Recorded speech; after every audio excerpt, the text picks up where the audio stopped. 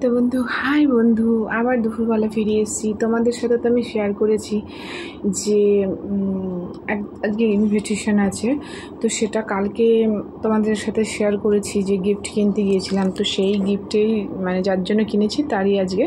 তো আমাদের ঘরের লোক, আমার মেজো কাকা শ্বশুরের বড় ছেলের মেয়ে। তো চলো যাব, আমি রেডি হয়ে নিই।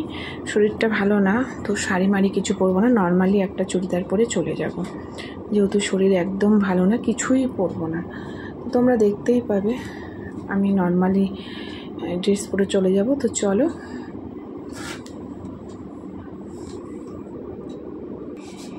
তো বন্ধু দেখো, রেডি হয়ে গেছে, কিন্তু একদমই সিম্পলিভাবে।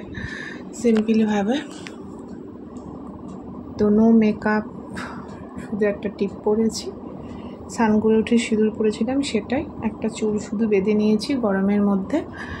আর কিন্তু নো মানে কোনো লিপস্টিক না, কোনো মেকআপ না, কিচ্ছু না। কারণ এসি থেকে যেই বাইরে বেরোবো একদম গরমে সব হয়ে যাবে। সত্যি কথা বলতে আমার না মেকআপ নেই, হ্যাঁ আছে ময়শ্চারাইজার, সেটাই একটু অ্যাপ্লাই করে নিয়েছি।